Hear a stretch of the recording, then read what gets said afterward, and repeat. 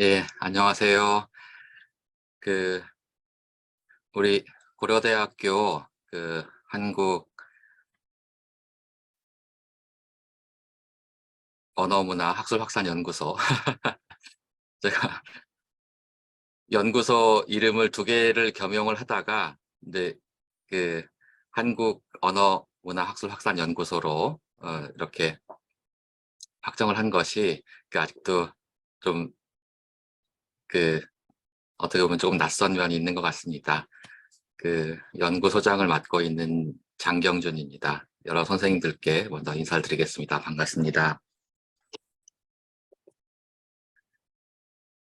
그 온라인으로나마 이렇게 여러 선생님들 얼굴을 뵈니까 정말로 반갑습니다.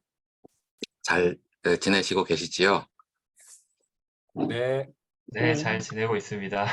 음, 그 이번에 2차년도에 강좌를 맡아주신 여러 강의자 선생님들, 그리고 강의자 선생님들을 도와서 그 애써주고, 애써주고 계신 우리 연구소의 여러 연구소 선생님들, 그리고 조교 여러분들, 그리고 그 마찬가지로 이 강좌 제작에 또 애써주고 계시는 우리 미림 미디어랩의 배송희 팀장님을 비롯한 여러 선생님들 참석해 주셔서 감사드리고요.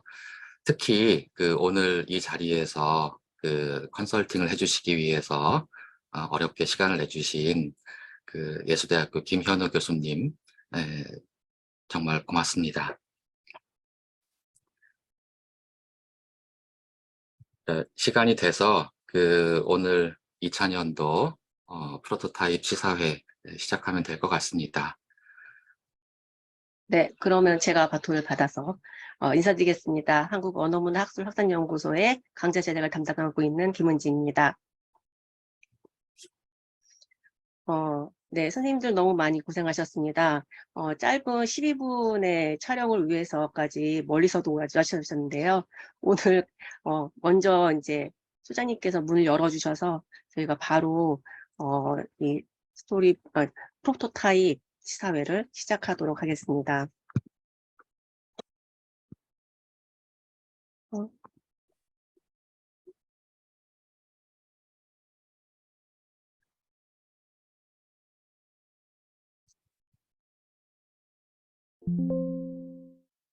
네, 오늘 진행되는 이 프로토타입 시사회는 선생님들께서 저희가 10개 강좌인데 5강자가 팀 티칭으로 3분이 계시는데 2분이 프로토타입을 찍어주셨어요.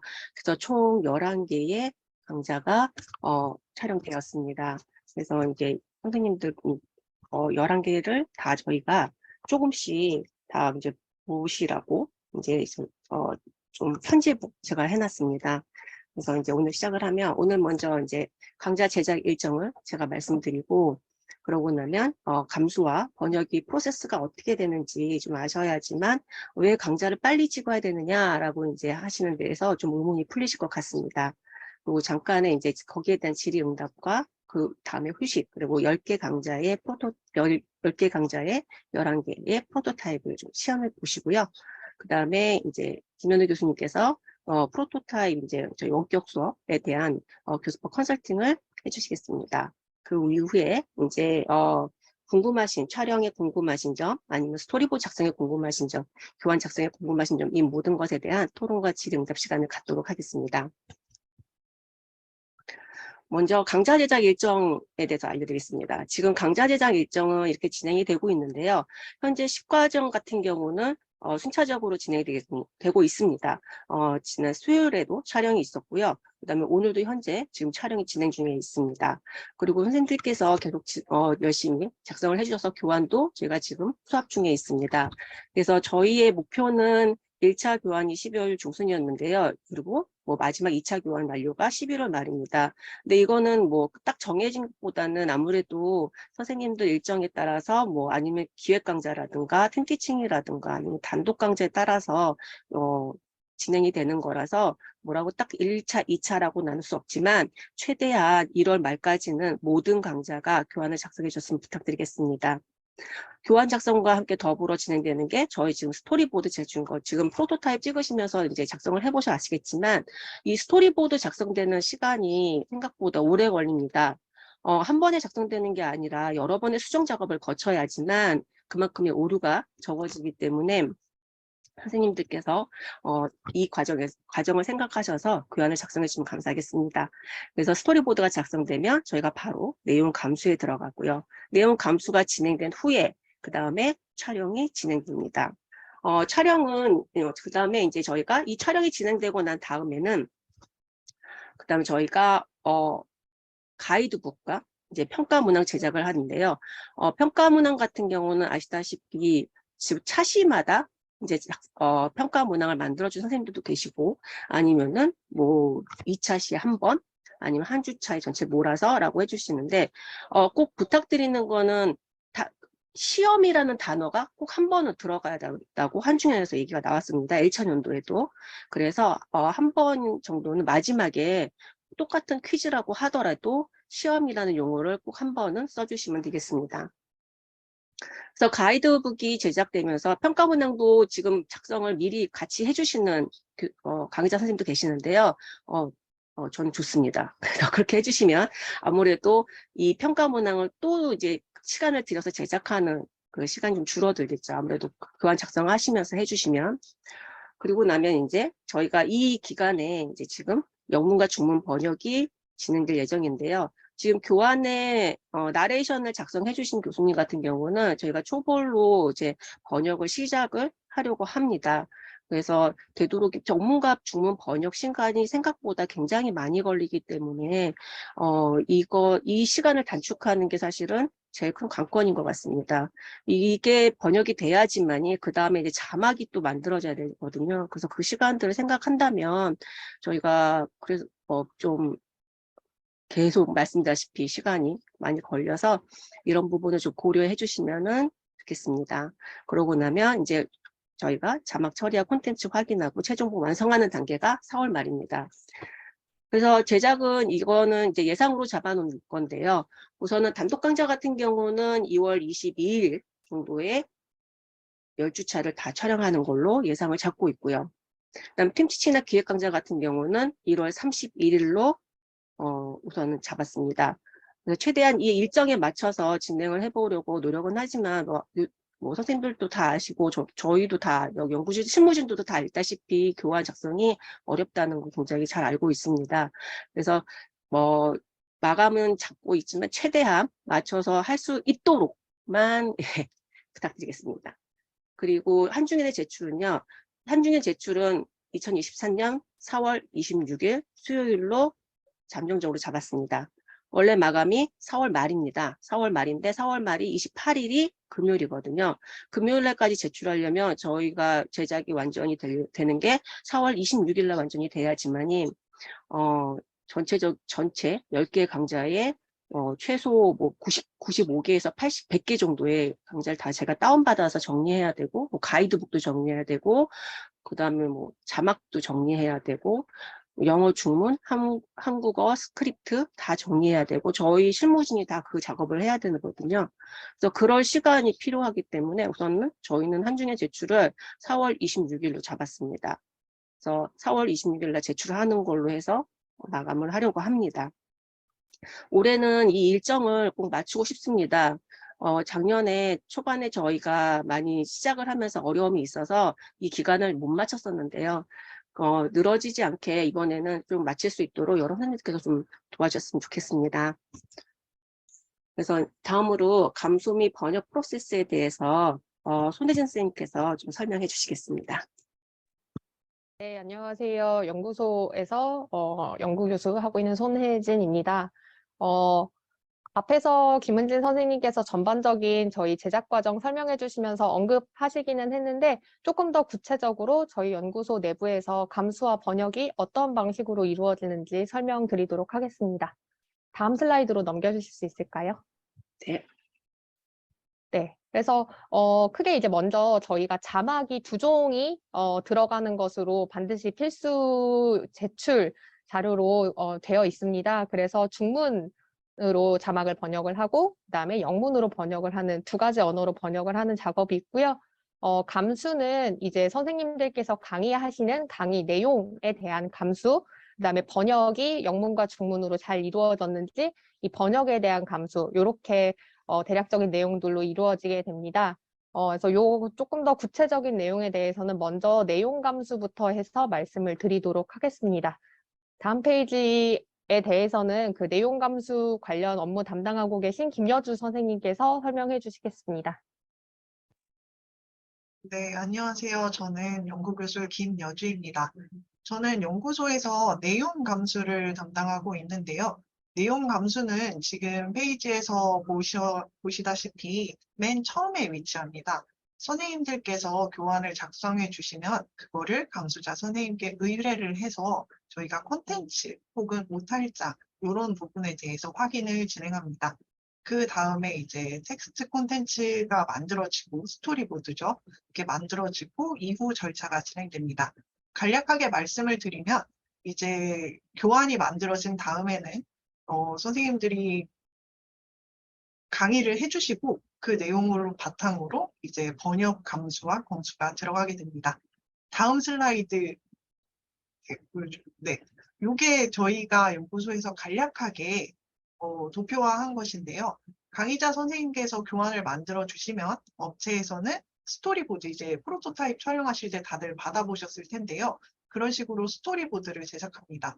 이 내용을 바탕으로 내용 감수, 그러니까 한국인 선생님께서 한국어로 콘텐츠에 대한 내용 감수를 진행해 주시고 그걸 바탕으로 촬영이 진행됩니다. 그리고 업체에서 스토리보드 단계에서 나레이션을 써주시면은 그걸 바탕으로 저희의 번역자 선생님들께서 초벌 번역과 감수 절차를 진행하게 됩니다. 다음 슬라이드로 해주시면, 네, 이게 강조 표시가 있었네요. 네. 그래서 저는 내용 감수를 맡고 있기 때문에 내용 감수에 대해서 조금 더 자세히 설명드리자면 주차별로 스토리보드가 나오게 되면은 이제 감수자 선생님께 이 스토리보드를 보내게 됩니다. 그럼 감수자 선생님들께서 그걸 보시고 내용 감수 의견서라는 그런 양식에 맞춘 파일을 돌려주시게 됩니다. 그러면 제가 강의자 선생님께 그것을 전달드리고 그거를 바탕으로 저희가 강좌를 제작하게 됩니다. 저희 사업 계획서에 있는 내용인데요. 강의자, 그리고 강좌 설계 코디네이터, 영상 제작 코디네이터 이렇게 3인은 내용 감수 의견서에 있는 내용에 이렇게 우리가 감수 의견을 반영했다라는 그런 서류를 한 개 더 작성하시게 됩니다. 그래서 요거까지가 내용 감수에 해당하는 내용입니다.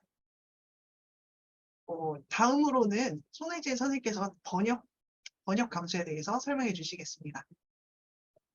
네, 번역 감수 관련해서는 그 뒷부분에서 제가 다시 한번 저희 그 순서도 보여드리면서 설명을 드리겠지만 일단 번역은 앞서 말씀드린 것처럼 저희가 촬영하는 모든 영상물에 해당하는 국문 자막을 만들게 되고 이것과 동일한 내용을 중국어, 영어 두 가지 언어로 번역을 하게 됩니다.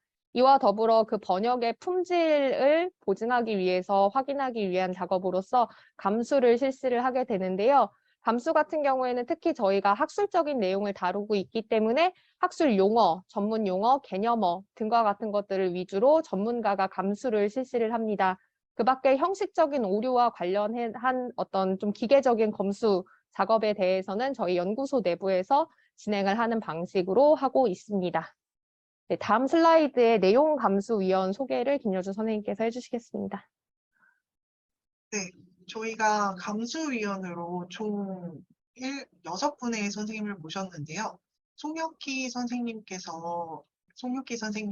이국진 선생님, 송미경 선생님께서 고전문학 강좌를 담당해주고 계시고 유성호 선생님께서는 현대문학 강좌의 감수를 진행해주고 계십니다.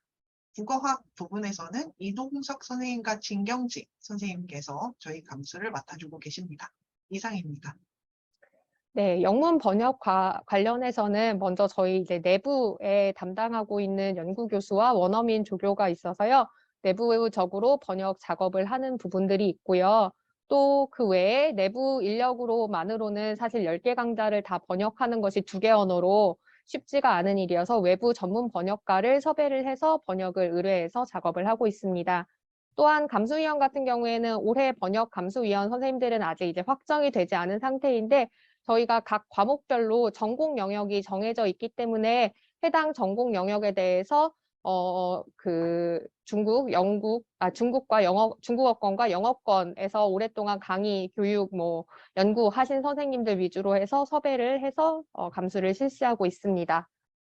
조금 더 영문 번역과 감수 프로세스에 대해서 말씀을 드리려고 하는데 이 말씀을 드리는 이유는 저희가 왜 이렇게 자꾸 교환 작업을 서둘러 주십사 부탁을 드리는지 또 교환을 작성하실 때 왜 내레이션을 자꾸 해주셨으면 한다라는 말씀을 여러 번 드리는지 조금 더 설명을 드리려고 이 프로세스에 대해서 자세히 가져왔습니다.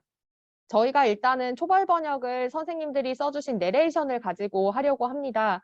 왜냐하면 저희가 1차년도에 번역 작업을 해봤더니 생각보다 너무 많은 시간이 소요가 돼서 어느 정도 내용이 달라지는 것을 감안을 하고서라도 일단은 빠른 단계의 번역을 시작을 할 필요가 있다고 생각을 했습니다.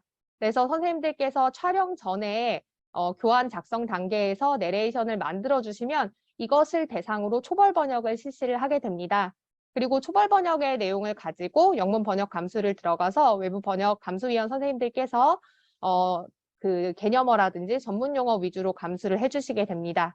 그럼 이것을 번역 담당자, 내부와 외부 담당자들에게 전달을 해서 번역을 수정을 하고 그다음에 2차 번역 수정 같은 경우에는 실제 이제 촬영을 하는 과정에서 선생님들께서 내용을 조금 또 내용 감수 결과에 따라서도 바꾸실 수도 있고 입말이라는 게 이제 쓰신 것하고 또 다르게 살이 붙거나 빠질 수 있는 부분들이 있어서 이런 부분들을 수정하는 작업을 하려고 합니다. 그래서 이렇게 해서 번역 내용이 완성이 되면 이것을 업체에 전달해서 그 실제 자막으로 보여줄 수 있는 형식의 파일로 만들고 그 이후에 해당 파일의 형식적인 내용으로서 어떤 오탈자나 그다음에 영상하고 잘 맞는지 이런 부분에 대해서는 연구소 조교와 저희 연구교수 등 연구소 내부 인력들이 최종 점검을 하는 방식으로 진행을 하게 됩니다. 그래서 다음 슬라이드 보시게 되면은 저희가 이제 예상하고 있는 이상적인 스케줄은 이렇습니다. 그래서 선생님들께서 지금 이미 교환 작업을 많이 서둘러 주고 계셔서 내레이션들이 어느 정도 이제 나오기 시작을 했는데요. 이것들을 가지고 이달부터 이제 초벌 번역 작업을 순차적으로 시작을 하게 되면은 선생님들이 촬영을 마치시는 2월까지 10개 과목 전체 초벌 번역을 끝낼 수 있지 않을까 싶습니다. 이와 동시에 역시나 순차적으로 초벌 번역이 완료되는 것들을 대상으로 번역 감수를 하고 번역 수정 보완, 1, 2차 수정 등을 거쳐서 완성하는 것들이 이 스케줄대로 진행을 한다면 한 늦어도 3월에는 끝나지 않을까. 그럼 저희가 이제 전체적으로 일정에 문제가 없다고 생각을 하는데 만약에 이 내레이션이 늦게 나오거나 내레이션이 조금 적다 선생님들께서 써주시는 것이 그 경우에는 한 달 이상 더 이제 일정이 미뤄지지 않을까라는 생각이 듭니다. 다음 슬라이드 봐주시게 되면요. 저희가 초벌 번역이 늦어진다. 그러니까 스토리보드 제작 단계에서 교환 제작 단계에서 초벌 번역이 시작되지 못하고 촬영이 완료된 이후부터 번역이 시작될 경우에는 일단 번역이 시작되는 것부터가 1월 이후가 되기 때문에 저희가 내년 4월까지 모든 작업을 완료해서 제출해야 되는 상황에서 조금 어려움이 있지 않을까 하는 염려가 있습니다. 그래서 사실은 이거는 이제 저희 연구소의 사정이기는 하지만 다시 한번 선생님들께 저희가 강좌의 질을 높이고 조금 더 이 강좌를 본 여러 나라에서 다양한 언어로 영어와 중국어로도 보는 이제 학생들에게도 양질의 강의를 편의를 제공한다는 차원에서 번역에도 좀 노력을 기울이고 있어서 그런 부분들 감안해서 선생님들께서 지금 해주시고 계신 것처럼 교환 작업 조금 더 같이 협력을 해주시면은 이 감수랑 번역 일정도 무리 없이 진행되지 않을까 생각하고 있습니다. 네, 혹시 이 내용 감수나 번역 감수 등과 관련해서 질문이나 혹시 이제 건의하실 내용 등이 있으시면 지금 질문해 주셔도 좋고요. 언제든지 저희 담당을 하고 있는 인원이 저하고 김여주 선생님이 담당을 하고 있으니까 메일 등으로 문의 주시면 좋겠습니다. 네, 이상입니다.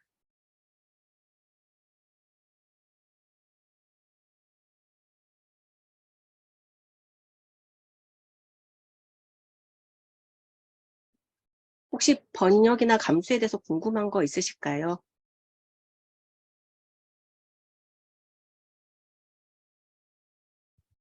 없으시면 바로 프로토타입 영상 시사회를 갖도록 하겠습니다. 이번에는 저희가 촬영 방법을 호리즌에서 하고, 그 다음에 크로마로 하고, 태블릿으로 하고, 호리즌과 비슷하긴 하지만 디자인 스튜디오라는 곳에서 촬영을 했습니다. 촬영의 호리즌과 이제 다른 선생님들이 찍으신 거 외에 다른 선생님들이 어떻게 찍으셨는지 궁금하실 텐데요. 우선 1과정과 3과정 같은 경우는 호리즌입니다. 그리고 10과정 같은 경우는 디자인 스튜디오라고 그래서 아예 스튜디오가 세팅이 되어 있고 이제 거기서 촬영하신 거고요. 그다음 6과정과 9과정 같은 경우는 크로마로 촬영을 했습니다. 그래서 크로마로 촬영했을 때는 호리즌과 좀 다른 점이 있다면 뒤에 찍고 나서 뒤에 이제 똑같이 옆에 글이 있지만 뒤에 이제 배경이 조금 이미지가 있다라는 거. 그리고 2과정, 3과정, 2과정, 4과정, 5과정, 7과정, 8과정 같은 경우 태블릿으로 촬영이 진행되었습니다. 그래서 한번 보시고 어떻게 좀 다른지도 비교해 보시면 좋을 것 같고요. 이번 프로토타입이 저희가 너무 빠르게 막 진행되는 점이 있어서 약간의 오류가 좀 있습니다. 그래서 오타도 좀 있고, 제목이 잘못 올라간 것들도 약간 있는데요.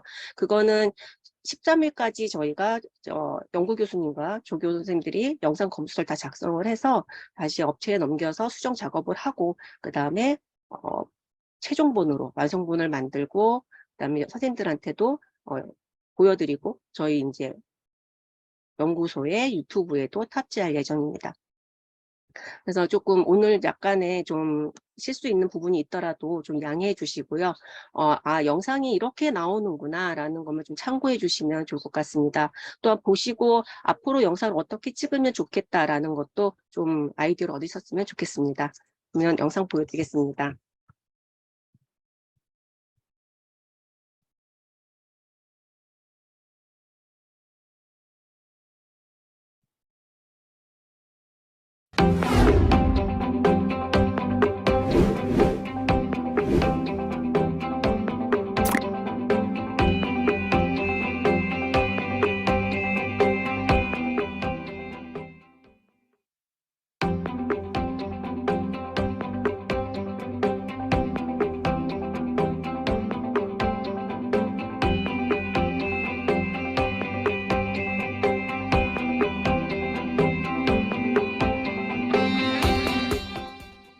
안녕하세요. 이번 강의를 맡은 강은진입니다. 1945년 8월 15일, 대한민국은 현대사상 가장 극적인 순간을 맞게 됩니다. 1910년 8월 22일, 일본에 의한 강제병합 이후 만 35년에 걸친 식민 지배를 벗어나 드디어 한국이 자주적 국권을 되찾은 역사적 사건. 우리는 이것을 해방이라고 부릅니다. 여기 일제의 탄압을 온몸으로 겪어야 했던 한 시인의 서름과 분노, 그리고 해방의 감격이 거침없이 표현된 시 한 편을 여러분께 소개하고자 합니다. 김광섭 시인의 속박과 해방이라는 시입니다. 함께 읽어보시죠. 어디서 하고 싶은 일을 하고, 어디서 읽고 싶은 글을 읽고, 어디서 가고 싶은 길을 갈 수가 있었던가. 이 단순하고 쉬운 문장에는 자유를 빼앗기고 억압 속에서 살아야 했던 식민지 문인의 울분이 들어 있습니다. 읽고 싶은 것을 읽을 자유, 쓰고 싶은 것을 쓸 자유를 빼앗긴 문인은 살아도 사는 것 같지 않았겠죠.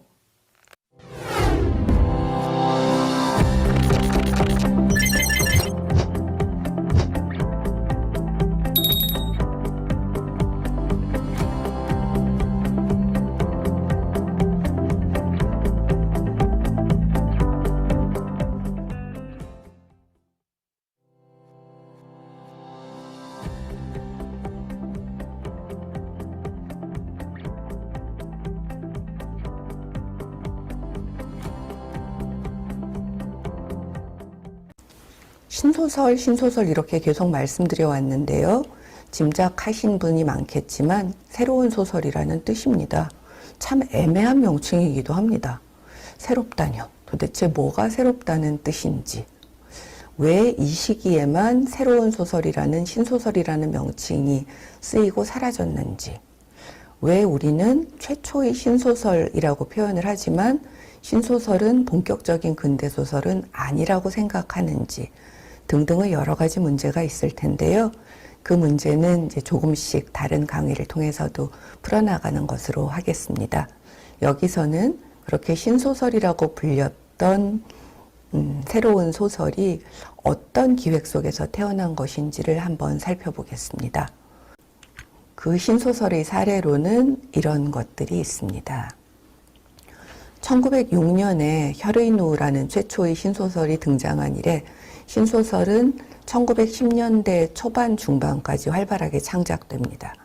그 이후에 한 20년대까지도 창작이 지속되기는 하고요.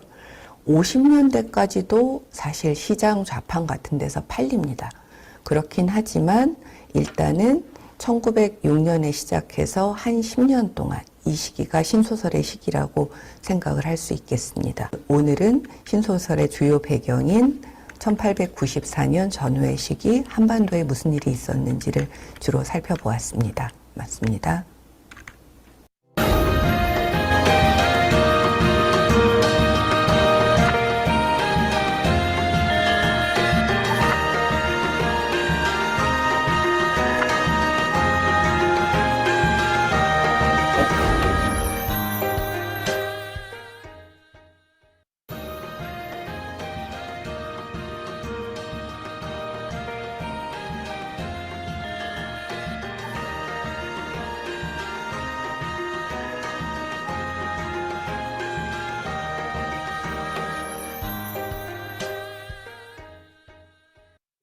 방금은 써니를 중심으로 현재와 특정한 과거를 오가며 이야기가 진행됨을 확인했는데요. 한국의 경우에는 특히 1980년대를 추억하고 돌아가는 것을 알 수 있습니다. 우리는 응답하라 1988을 살펴볼까요? 드라마의 배경은 서울시 도봉구 쌍문동의 봉황당 골목입니다. 봉황당 골목에는 어릴 때부터 함께 자란 친구들이 있습니다. 쌍문동은 실제로 있는 지명이지만 봉황당 골목은 허구의 공간입니다. 이 드라마의 주요 시점은 1988년이나 2015년의 화자가 과거를 회상하면서 말한다는 점에서 앞에서 살펴본 한국의 영화 써니와 유사합니다. 사실 덕선이는 이 자리를 위해 몇 달 동안 연습을 해왔고 집에서도 피켓을 만들어 들고 다녀서 골목 사람들이 다 알 정도로 정말 열심히 연습했거든요. 그런데도 덕선이는 자신이 힘들지 않다는 것을 강조합니다. 응답하라 1988에 나왔던 덕선이의 이야기는 실제 있었던 일입니다. 덕선이 그리고 실제 마다가스카르 피켓걸로 연습하셨던 유용신 님의 인터뷰는 한국인이 1988년을 준비해왔던 마음을 잘 보여주고 있습니다.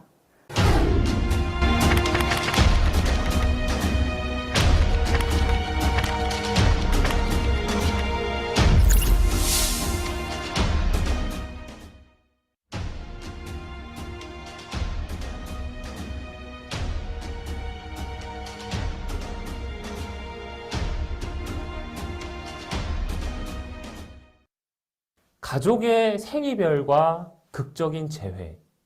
이것이요, 비단 최척전 안에서만 일어나는 이야기가 아닙니다. 지금 보신 것처럼 2022년, 2017년, 그리고 더 많은 시간 동안 우리는, 인간이라는 존재는 가족과 그 행복한 기억을 뒤로한 채 어쩔 수 없이 생이별을 하게 되고, 또 어떤 경우에는 그것이 영원한 이별이 되는 안타까운 상황도 있고요. 자, 그럼 최척전과 관련해서 일단 기본 정보부터 같이 한번 살펴보도록 하겠습니다. 자, 최척전. 아까 처음에 제가 말씀드린 것처럼 제목에 들어간 명칭은 주인공 이름이라고 말씀드렸죠.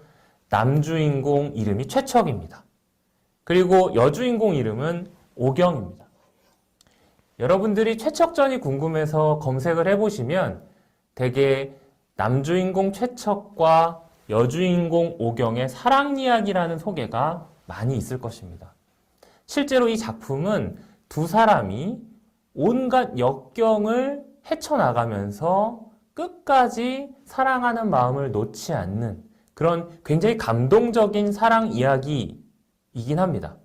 그러나 사실 그 이면에는 이 작품이 시공간적 배경으로 삼고 있는 17세기 조선, 일본, 중국, 베트남 등등 이 시공간적 배경으로 삼고 있는 이 무대에서 전란으로 인해서 가족들이 헤어지고, 가족들이 헤어지는 것을 우리가 이산이라고 표현을 하는데요.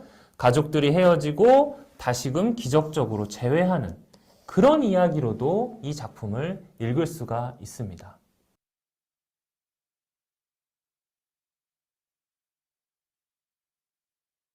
현판의 정의와 죽서류에 걸려있는 현판에 대해 알아보겠습니다. 죽서류는 고려시대에 세워진 누각으로 오랜 역사를 자랑합니다. 먼저 죽서류를 정면에서 찍은 사진을 봅시다. 2층으로 되어 있고 기둥이 많습니다. 기와 지붕은 커다란 새가 날개를 펼친 듯 웅장합니다. 죽서류는 건물의 규모도 크고 멋질 뿐만 아니라 주변의 풍경도 아름답습니다. 많은 사람들이 죽서류를 찾다 보니 죽서류에는 현판이 아주 많습니다. 현판은 한자로 이루어진 용어인데요. 매달다는 뜻을 가진 현자와 널빤지라는 뜻을 지닌 판자가 결합된 말입니다. 곧 현판은 건물의 문 위나 지붕의 처마 아래에 글자나 그림을 새겨서 걸어놓은 넓적한 나무 판자를 말합니다. 현판은 다른 말로 편액이라고도 합니다. 편액은 그림이나 글씨를 써서 걸어놓은 넓적한 액자라는 뜻입니다. 죽서류에는 건물 외부뿐만 아니라 내부에도 현판이 많이 걸려 있습니다. 사진 왼쪽과 오른쪽에 큰 글씨를 새겨 놓은 현판이 있습니다. 이것은 죽서류의 별칭을 적어 놓은 현판입니다.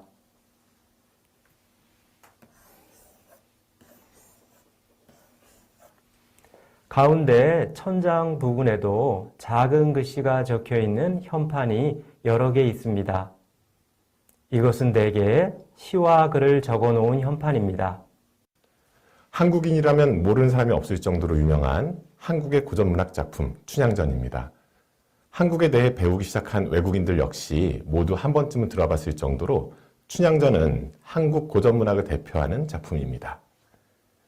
이 작품의 남녀 주인공 춘향이와 이몽룡은 바로 이곳 광안루에서 첫 만남을 갖게 됩니다. 조선시대 때 남원은 무척 큰 고을이었는데요. 광안루는 남원의 중심부를 둘러싼 성의 남문 밖에 있었습니다. 바로 이곳입니다. 그리고 남원을 가로지르는 하천인 요천을 마주하고 있습니다. 이렇게 처음에는 광안루라는 누대 하나만 있었는데 시간이 지나면서 주변에 조경을 조금씩 더하고 차츰 누원의 규모로 커지게 됩니다. 누원은 누대뿐만 아니라 여러 조경무디들이 더해진 큰 규모의 정원으로 이해하시면 좋을 듯 합니다.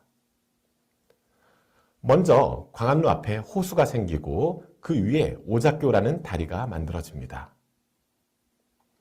당시 남원부사로 있던 장의국이라는 분이 광안루 앞을 흐르는 요천의 물을 끌어와서 은하수를 상징하는 큰 연못을 파고 그 연못을 가로지르는 다리를 놓은 것입니다.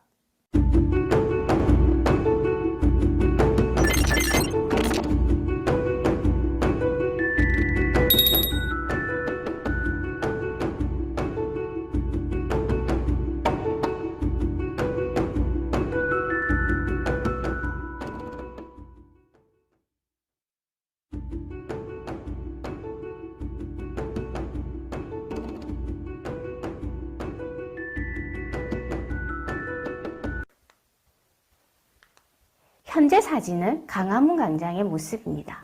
한국의 옛 궁전인 경복궁의 남쪽에 있는 강화문의 이름을 딴 서울시의 대표적인 문화휴식 공간입니다. 이 강화문 광장에는 두 개의 동상이 있습니다. 하나가 바로 이 사진 속의 이순신 장군 동상이고 다른 하나가 세종대왕 동상입니다. 두 사람의 동상이 세워져 있다는 것은 그만큼 역사적 상징성을 띤 인물임을 뜻합니다. 오른손에 비스듬히 칼을 찬 모습에서 알 수 있듯 이순신은 전형적인 군인입니다. 반면 세종대왕은 한국어, 우리는 한글이라고 부르는데요. 한글을 만든 대표적인 왕으로 존경받고 있습니다. 이들의 역사적 상징성은 위대한 업적을 남겨서이기도 하지만 이들을 위인으로 추앙한 후대의 반복적 노력이 있었기 때문입니다. 이 한 축을 담당한 것이 바로 역사 소설이었습니다. 특히 2주차에 하게 될 이순신은 한국 역사 소설에서 가장 사랑받는 인물로 그에 관한 역사 소설도 제일 많은 분량을 자랑합니다. 역사 소설을 바탕으로 드라마 그리고 공전의 히트를 치고 있는 영화 그리고 연극으로 제작되어 이순신에 대한 기념과 기억 작업은 현재도 계속되고 있습니다.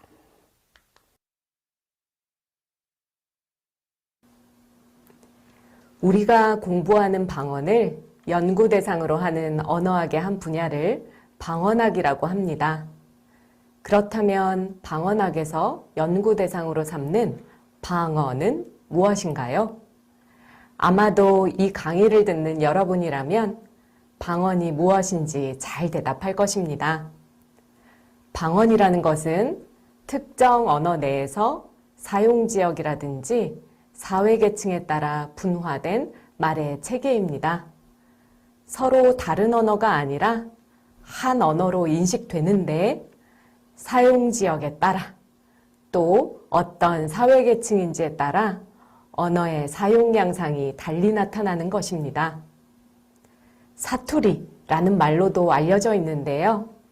이때 사투리는 어느 한 지방에서만 쓰는 표준어가 아닌 말을 의미하는 표현입니다. 즉, 사투리라고 할 때는 지역이 중요한 셈인데요. 관련 영상을 한번 보겠습니다.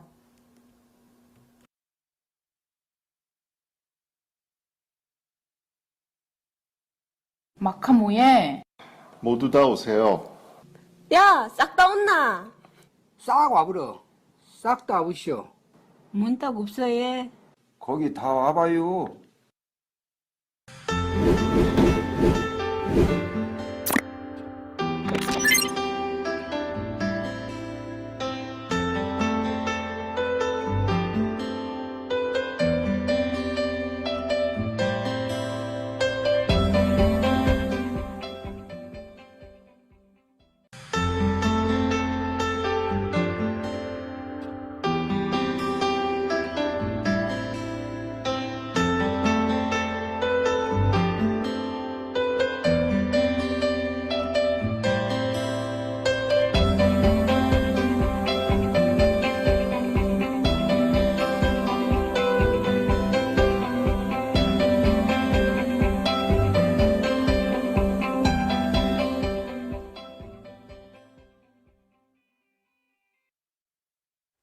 여러분 안녕하세요. 오늘은 한국어의 글자와 소리를 알아보는 시간을 갖도록 하겠습니다. 한글에는 모음과 자음이 있는데요. 먼저 모음을 살펴보도록 하겠습니다. 세종대왕은 모음을 만들 때 하늘, 땅, 사람을 각각 본떠서 기본 글자를 만들었습니다. 아래아는 둥근 하늘의 모습을 본떠서 만든 거고요. 그리고 이는 사람의 모습을 본떠서 만든 것입니다. 그리고 은은 평평한 땅의 모습을 본떠서 만든 겁니다. 이렇게 만든 아래 아, 이, 을을 기본자를 합쳐서 나머지 모음을 만들었습니다.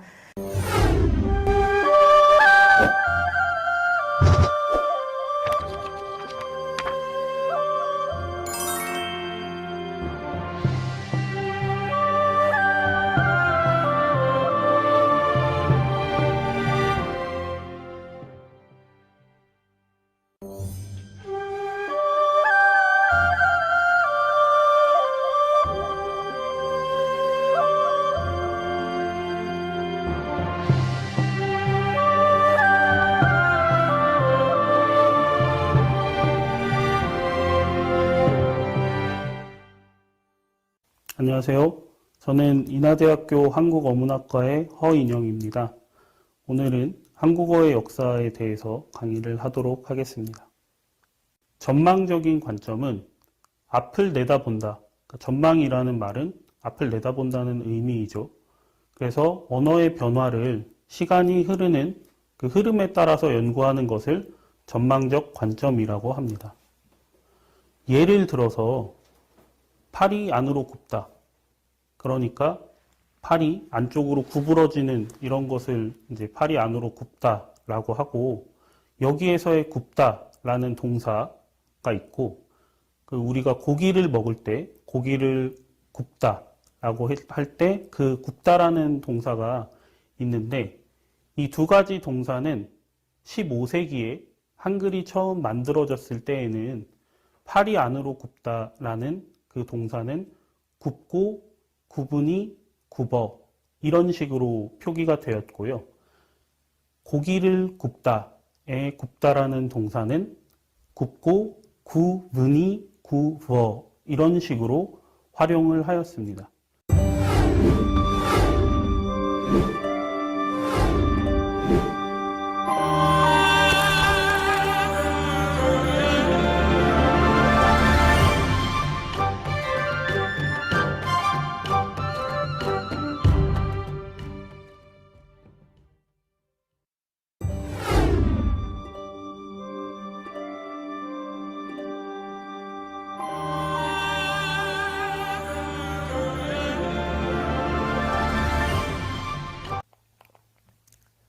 자, 여러분, 여기 남대문에 걸려있는 종이 보이시나요? 이 종은 연복사 종인데 1563년 명종 18년에 연복사가 화재로 불타버려서 개성 남대문 누각에 이렇게 옮겨 달아둔 것이라고 하네요. 자, 여러분들은 개성의 문화유적이라고 하면 어떤 것들을 떠올리나요? 방금 그림으로 본 남대문도 바로 개성을 대표하는 문화유산 중에 하나인데요.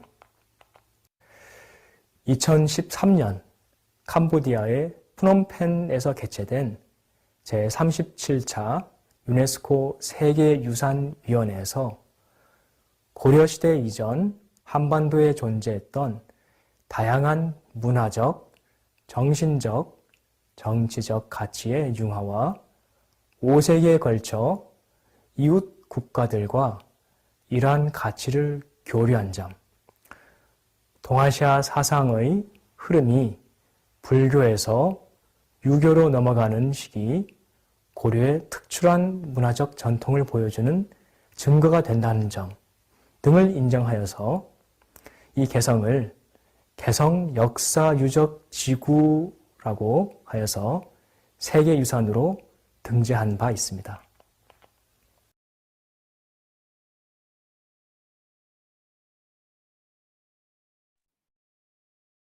네, 선생님들 다 보셨듯이 아직 다 완성되지 않은 프로토타입입니다. 저희가 촬영을 하고 이제 급하게 시사회를 하는 바람에 이게 수정이 다 안 된 상태이고요.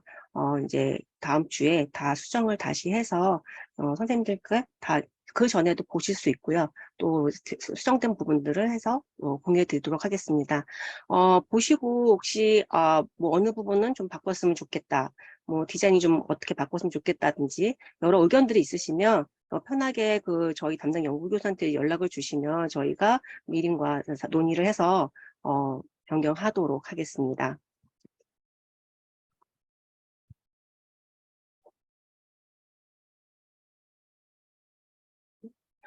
지금까지 이제 프로토타입 영상을 다 보셨고요. 저희가 이 프로토타입을 이제 선생님들께 보여드리면서 어떻게 하면 좀 더 정말 멋지고 좋은 강의를 찍을 수 있을까 할 수 있는 방법을 어떻게 좀 안내해드리고자 좀 그쪽 분야의 전문가 이제 컨설팅 교수님을 모셨습니다. 그래서 김현우 교수님께 좀 어떻게 하면 저희가 잘 이쁘게 찍고 좋은 강좌를 찍을 수 있을지 좀 컨설팅 한번 들어보도록 하겠습니다. 네, 안녕하세요. 네, 김현우입니다. 혹시 제가 이거 화면 공유를 할 수 있을까요? 네, 제가 지금 공동 저기를 해드렸거든요. 혹시 아, 한번. 그렇군요. 예, 예. 일단 예, 지금 여기 공유되어 있는 PPT는 좀 정지를 해주시고요. 네, 일단 제가 화면 공유를 하면서 말씀을 좀 드리겠습니다. 예, 오늘 교수님들 이제 찍으신 영상을 사실은 이제 저는 미리 받아서 또 이제 혹시 교수님들께 도움이 될 만한 내용이 있는지 먼저 좀 살펴보았고요. 사실 이제 1차 이제 강좌도 제가 본 적이 있는데 웹 접근성 측면에서 이제 한번 그 분석을 해본 적이 있는데 지금 고려대에서 진행하고 있는 이 강좌들이 그 영상의 그 내용면이라든지 그다음에 형식면에서도 굉장히 잘 돼 있다 이렇게 좀 말씀을 드리고 싶어요. 그리고 사실 이제 오늘 그 이 영상에 관련된 제가 이제 뭐 교수법 컨설팅이라고 했지만 제가 말씀드릴 게 별로 없더라고요. 저는 이제 교육공학을 전공을 했기 때문에 제가 아는 그 원격 교육의 어떤 교수 설계, 수업 설계와 관련된 부분에 좀 초점을 맞추어서 좀 말씀을 좀 드릴 텐데요. 사실은 이런 게 있습니다. 이제 뭔가 교수법 컨설팅을 하고 하면 뭔가 좀 잘못된 거를 좀 지적을 하고 이건 좀 이렇게 바꿔야 된다 이렇게 말씀을 드려야 되는데 별로 이렇게 바꿀 게 없는 제 생각에는 예. 제가 볼 때는 아마 이걸 하면서 수업 설계를 다 하셨죠 이미. 그래서 아마 수업 설계대로 진행이 되어서 그런 게 아닌가 싶고요. 여튼 제가 준비한 내용들 사실 이제 이 고려대 한국언어문화학술 확산연구소에서 만든 강좌에 맞춰서 제가 원격 그 수업에 관련된 수업 설계를 어떻게 해야 되는지, 교수 설계 어떻게 해야 되는지를 관련된 문헌 중에서 제가 따로 편집을 해서 좀 만들어 봤습니다. 그러면은 좀 말씀을 드리겠습니다. 일단 뭐 교수 설계라는 것을 이제 여기 오늘 참여하신 교수님들 다 아시겠지만 여기 슬라이드에 나와 있는 것처럼 교수 학습이 이루어지는 모든 그 측면에 관한 그런 이제 설계라고 할 수 있죠. 그래서 예를 들면 뭐 인테리어를 한다라고 하면 의뢰자가 원하는 인테리어에 대해서 뭐 방향이랄까요? 이제 그런 부분에 대해서 정보도 수집하고 또 의뢰자의 요구사항이 뭔지 분석도 하고 예산이나 기간 이런 것들을 기초로 해서 뭐 현재 최근의 인테리어 트렌드가 어떤지 또 원재재는 어떤지 이런 전문 지식을 종합적으로 고려해서 이제 인테리어를 이제 진행하게 되지 않습니까? 마치 그렇게 하듯이 수업도 마찬가지라는 거죠. 그래서 수업에 참여하는 학생들의 흥미와 관심, 또 교육 내용의 특징, 또 교육 환경, 교육 목표, 이런 것들을 종합적으로 고려해서 이제 수업을 하게 되는데요. 특별히 이 원격 수업 같은 경우는 일반적인 우리 대면 수업, 오프라인 수업에 비해서 이 테크놀로지가 이제 매개가 되어서 수업이 진행이 되지 않습니까? 이제 그러다 보니까 결국은 이제 학습 환경이라든지 또 테크놀로지 활용 수준, 또 교수 학습 컨텐츠와 서비스 시스템, 이런 여러 가지 것들에 대해서 조금 더 이제 고려할 부분들이 있다 이렇게 말씀을 좀 드리고 싶고요. 이거는 일단은 모형, 무어와 키어슬리라는 사람이 이제 제안한 모형인데요. 모형을 설명드리려는 건 아니고요. 거기에 포함되어 있는 이제 요소들을 보시면 자원이라고 해서 학습자나 요구 또는 어떤 조직에서 이것을 설계를 하느냐, 또 구축 개발을 하느냐 이제 그런 부분이고요. 그다음 설계에 보면은 교수 설계와 이제 매체 설계가 부분이 있습니다.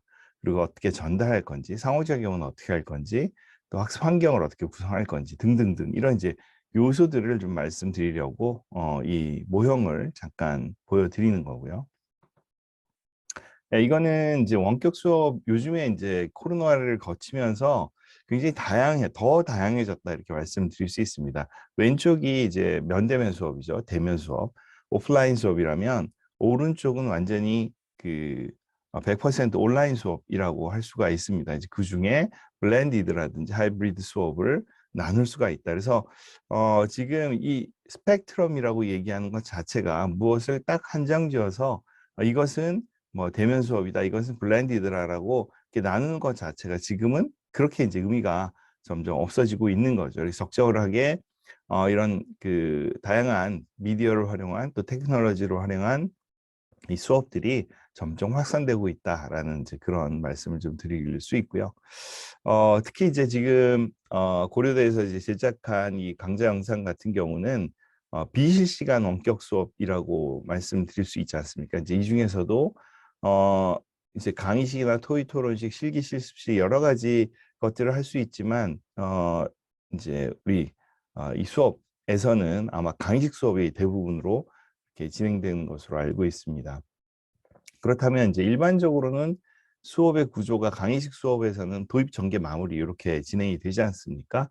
뭐 도입에서는 나타나 있는 것처럼 그 학습 목표라든지 학습 활동을 간단하게 제시를 해주시면 좋습니다. 근데 뭐 어떤 지난번 이제 1차 때도 그랬는데 이번 2차 때에도 어떤 교수님들은 학습 목표를 제시를 해주시고 마무리할 때 또 요약을 넣으시고 이렇게 하는데 어떤 분들은 또 없고 이제 그런 경우가 있어요. 근데 이게 보통 한 20분 내외로 이제 제작이 되지 않습니까? 사실은 긴 시간은 아니죠. 그럼에도 불구하고 그 학생들에게 학습 목표를 제시하고 마지막에 또 마무리해주는 요약이 들어가는 것이 학습 효과적인 측면에서는 조금 더 도움이 되지 않을까 이렇게 생각이 듭니다.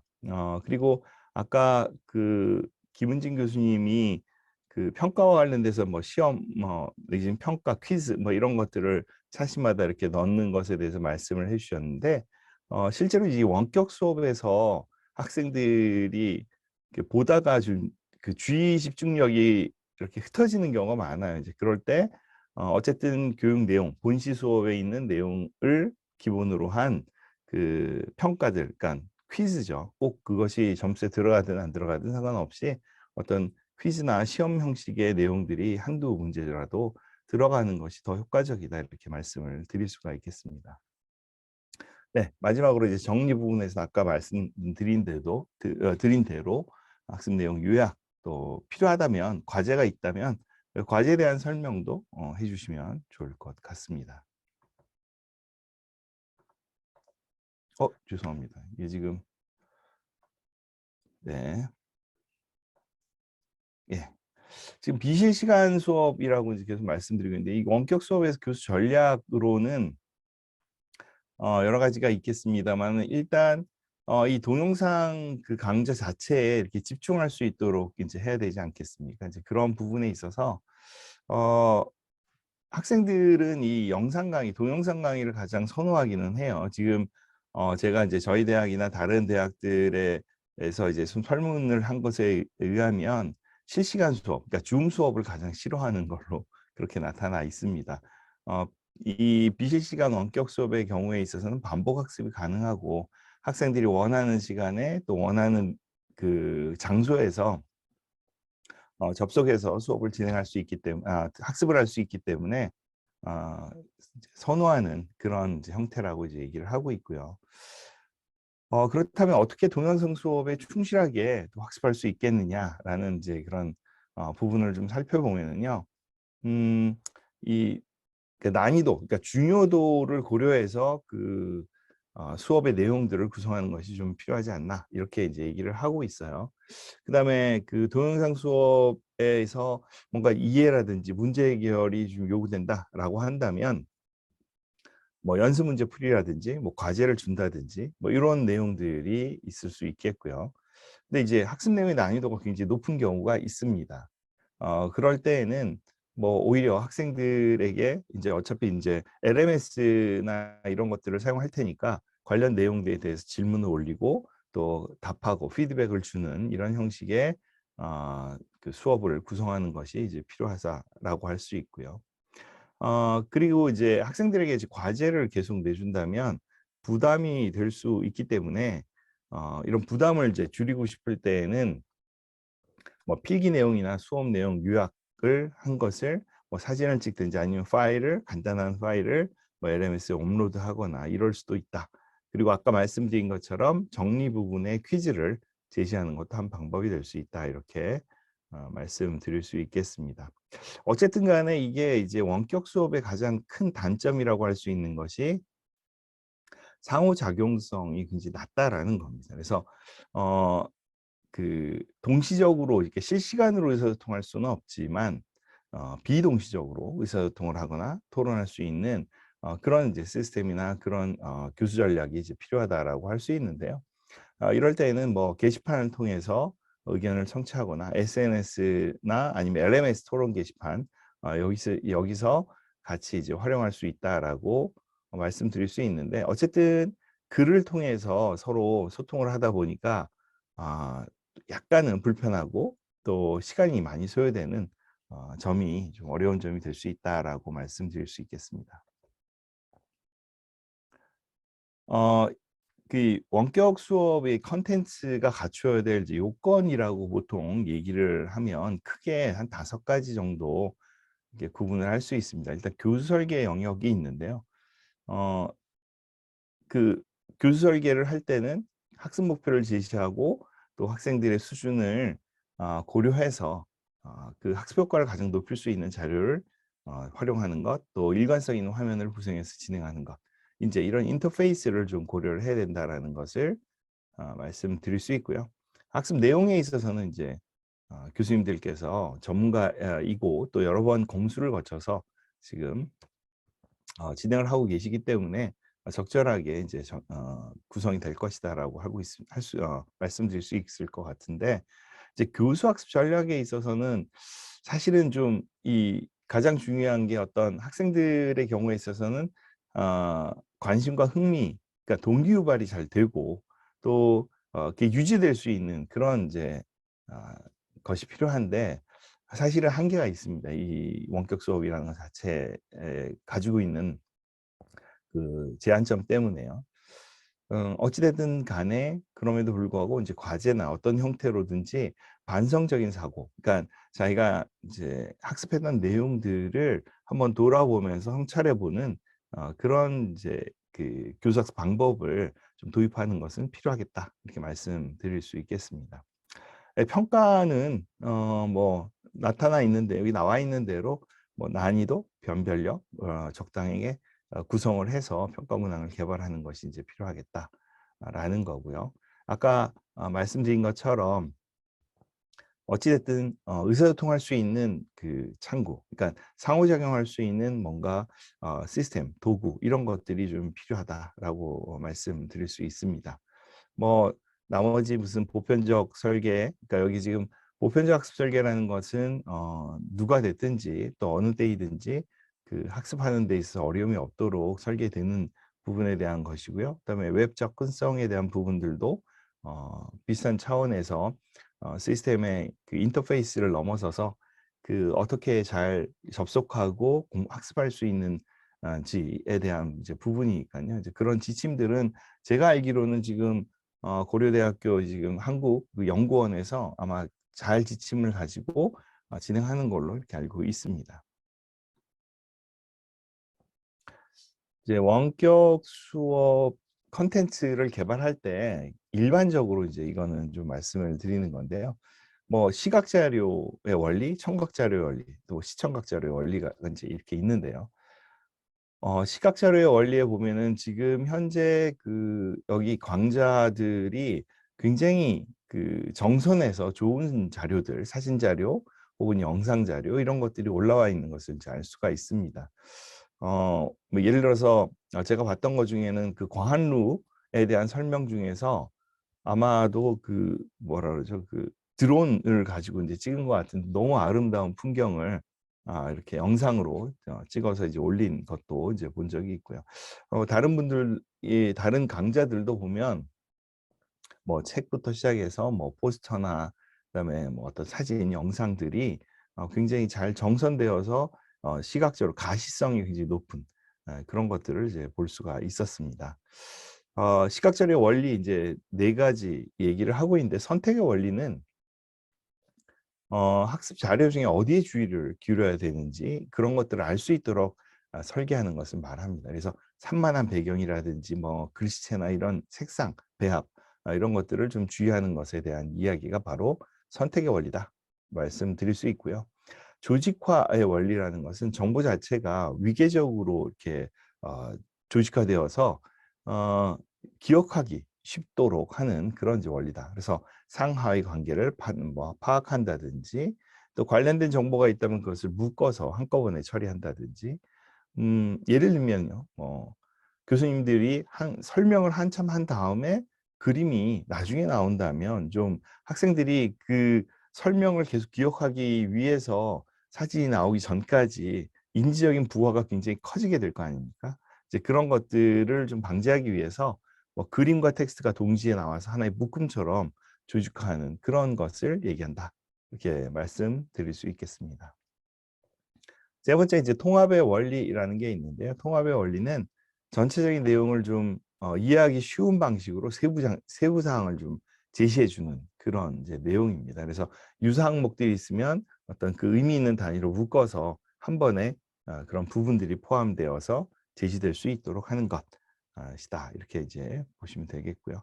시각 자료 디자인의 원리라는 것은 뭐 그러니까 화면의 레이아웃이라든지 뭐 텍스트의 색상이나 이미지 이런 것들을 일관성 있게 가져가는 건데요. 그리고 왜 한 번에 하나의 이슈에 집중할 수 있도록 스크롤 같은 것들은 주로 사용하지 않도록 하는 건데 지금 만들어진 대부분의 강좌들은 아주 이 시각 자료의 원리에 잘 맞추어서 그 제작이 되어 있다, 이렇게 개발이 되어 있다 이렇게 말씀드릴 수 있겠습니다.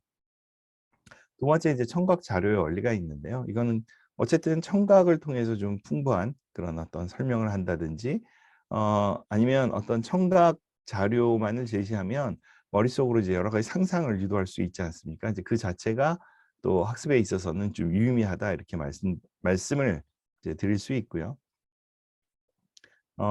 일반적으로 이제 학습 내용과 관련된 뭐 음악을 사용한다든지 그래서 이제 학습자들의 호기심을 높이거나 내용에 대한 어떤 이해도를 높이기 위해서 사용할 수 있다. 라고 말씀드릴 수 있습니다. 자, 청각 자료를 녹음할 때는 속도가 너무 느리지 않아야 한다라는 내용이 있는데요. 이제 보면은 아마도 그 속도, 말하는 속도, 그러니까 지금 강좌들이 전체적으로 교수님들이 굉장히 또박또박 그 정확한 발음으로 말씀을 해주세요. 아마 이걸 외국어로 번역도 하고 그런 가운데서 그 외국 사람들의 그 청취를 위해서 그렇게 하시는 거인지 잘 모르겠고요. 아마 그런 것 때문에 그런지 굉장히 또박또박한 발음으로 인해서 그러니까 듣기에는 굉장히 좋습니다. 근데 만약에 반복 청취를 하게 된다 그러면은 속도가 좀 너무 느려서 좀 어려움이 있을 수도 있는데 그거는 아마 속도 조절하는 그 내부의 시스템상의 인터페이스에서 아마 그 내용이 있다면 별로 문제는 될 것 같지 않습니다. 네, 그리고 이 청각 자료를 제시할 때는 한 번에 한 2~3분 정도 이내로 제시하는 것이 좀 적당하다 이렇게 얘기를 하고 있습니다. 네, 시청각 자료 원리 뭐 전체적으로 이제 통합적으로 말씀을 드리는 것이다 이렇게 볼 수 있고요. 교수님들께서 이제 오늘 보니 그 호리존이라든지 뭐 스튜디오에서 촬영하신 것도 있고 뭐 태블릿을 사용하시는 경우도 있고 그래서 교수님들께서 전반적으로 그 아주 잘 그 교과목의 특성에 맞게끔 배치를 하고 잘 사용을 하시는데 그 태블릿을 사용하시는 경우에 있어서 그 어떻게 보면 이건 시청각이지 않습니까? 일종의 전자칠판 같은 개념으로 사용을 하시는 건데 그러니까 밑줄이나 동그라미 이런 부분들을 표시를 할 때는 꼭 필요한 것들, 아주 중요하다고 생각되는 것들, 핵심적인 내용들에만 표시를 해주시는 게 어떤가 이렇게 생각을 합니다. 왜냐하면 그렇게 표시를 하는 동안에 교수님들의 설명이 느려지거나 아니면 끊기거나 이제 그런 현상들이 좀 발생을 해요. 그래서 특별한 부분이 아니면 굳이 동그라미, 뭐 밑줄 이런 것들을 자주 사용하시지는 않는 것이 어떤가 생각이 들었습니다. 네, 그리고 아마 교수님들 중에는 거의 그런 경우는 없었는데요. 슬라이드에 나타나 있는 텍스트를 그대로 그냥 읽기만 하는 것은 굉장히 안 좋습니다. 왜냐하면 간섭 효과라는 게 있어요. 그러니까 학습자들이 눈으로 읽는 속도가 당연히 말로 듣는 속도보다 훨씬 빠르지 않습니까? 그런 것들로 인해서 학습의 지장을 방해를 받는데 이제 그런 것들이 간섭 효과라고 할 수 있죠. 그래서 이런 간섭 효과로 인해서 방해를 받을 수 있기 때문에 있는 텍스트를 그대로 그냥 읽어주는 것은 별로 그렇게 의미가 없다라고 볼 수가 있습니다. 마지막으로 이제 사용자 경험 설계라는 게 있는데요. 이 사용자 경험이라는 것 자체가 뭐 예를 들어서 저희가 어떤 제품을 사용하지 않습니까? 그러면 그 제품이나 서비스를 이용하고 나서 이용하면서 이렇게 느끼고 생각하게 되는 그런 이제 총체적인 경험, 이런 것들을 사용자 경험이라고 얘기를 하는데요. 이 사용자 경험이라는 것은 제가 몇 번 말씀드린 사용자 인터페이스와는 조금 차이가 있습니다. 그래서 사용자가 느끼는 만족이나 감정, 이것까지 포함하기 때문에 조금 더 사용자 인터페이스보다는 좀 주관적이고 맥락적이고 총체적이다, 이렇게 말씀드릴 수 있어요. 이 원격 수업 콘텐츠를 개발할 때는요, 학습자들이 이 원격 수업을 통해서 또 얻고자 하는 그런 가치를 실현할 수 있도록 설계할 필요가 있는데, 이것을 주로 가치 중심 디자인이다, 여기 나와 있는 그렇게 얘기를 하고 있습니다. 그래서 사용자 경험과 또 가치 중심 디자인, 이런 것들을 고려해서 수업을 개발하는 것이 좋다라고 얘기를 하고 있습니다. 그러니까 동영상 강의를 촬영할 때 이제 교수자가 준비해야 될 요소들을 간단하게 써봤는데요. 복장은 뭐 교수님들께서 사실은 이 부분에 대해서 제가 굳이 말씀 안 드려도 될 정도로 너무 잘 준비를 하셨기 때문에 굳이 필요는 없을 것 같고요. 뭐 간단하게 좀 설명을 드리자면, 복장에 관해서는 이게 반복적으로 콘텐츠가 활용되는데 봄, 여름, 가을, 겨울이지 않습니까? 그래서 가능하면 계절감이 없는 복장이 좀 좋다, 이렇게 말씀드릴 수 있고요. 멘트를 할 때도 요즘 날씨가 참 덥죠, 내지는 뭐 이런 얘기는 사실 날씨나 계절, 유행어 뭐 이런 것들은 좀 지양을 하는 게 좋다라는 그런 말씀입니다. 눈 맞춤에 대한 부분들도 이번 강좌에 교수님들께서 거의 대부분 특별히 옆면으로 이렇게 보여지는, 약간 사선으로랄까요? 그렇게 이제 보여지는 모습들은 이제 일부러 그렇게 찍으신 것 같고요. 대부분이 카메라를 정면으로 바라보면서 학습자와 눈을 맞추면서 수업을 하는 그런 이제 모습을 보여주셨습니다. 그래서 그런 것들이 중요하다라는 얘기를 하고 있는 겁니다. 그리고 이제 슬라이드 개발할 때 수업용 슬라이드, 지금 대부분의 강좌들이 그랬지만 그 내용들을 가리지 않도록 교수자가 한쪽 면에 이렇게 서 있는 것들, 아니면 앉아 있는 것들, 그런 것들을 의미하는 겁니다. 그래서 슬라이드 개발할 때 교수자가 보이는 면이 좀 그러니까 가려지지 않도록 공간을 두도록 해라는 그런 얘기고요. 동영상 길이는 사실은요, 보통 10분 내외를 바람직하다고 이렇게 권장을 합니다. 그렇지만 또 영상의 내용에 따라서는 한 20분 내외 길이도 적절하다, 이렇게 얘기를 하고 있습니다. 이건 무슨 딱 어떤 몇 분 이하에 된다라는 것이 기준이 있는 건 아니고요. 컨텐츠의 내용에 따라서 조금 달라진다, 이렇게 말씀드릴 수 있습니다. 그래도 20분을 넘어가는 것은 이렇게 집중하는 데 좀 좋지는 않다, 말씀을 드릴 수 있겠고요. 강의자 화면이라는 것은 어쨌든 교수자가 여기 나타나는 것이 좋다라는 얘기입니다. 그래서 학생들이 교수자를 보면서 같이 수업을 진행하고 있다, 교수님도 내 수업에 참여하고 있다라는 그런 교수 실제감, teaching presence라고 할 수 있는데요.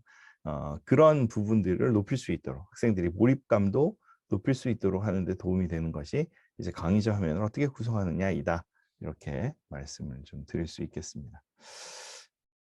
그리고 이제 자막을 살펴볼 때 고려사항인데요. 이거는 대부분 자막은 아마 여기 영상 미디어 팀인가요? 거기서 따로 하시는 걸로 알고 있어서 그냥 넘어가도록 하겠습니다. 예, 저작권 유의사항인데요. 뭐 간단하게 아마 거의 다 알고 계시는 것 같아요. 근데 저작권에 대해서 사전 동의가 불필요한 경우에는 뭐 접근 제한 조치라든지 뭐 이런 것만 있으면 된다라고 얘기를 하고 있어요. 뭐 복제 방지 조치, 뭐 우클릭 못하게 하는 것들 그 정도. 그러니까 경고 문구는 표시해야 된다고 얘기를 하고 있습니다. 동의가 불필요한 경우로는 뭐 ICT 활용 수업을 위해서 저작물을 이용한다든지 지금처럼 원격 수업을 위해서 저작물을 이용한다든지 뭐 카페나 블로그 등을 수업을 위해서 사용한다든지 뭐 등등에서는 필요 없다. 하지만 뭐 학습 자료의 배경음악에 음원 파일을 이용하거나 아니면 뭐 폰트 같은 것들을 사용할 때는 동의가 필요하다라고 이게 이제 교육학술정보원에서 얘기를 하고 있는 부분들을 잠깐 설명을 드렸습니다. 이게 예, 이 마지막인데요. 이거 죄송합니다. 이런. 네.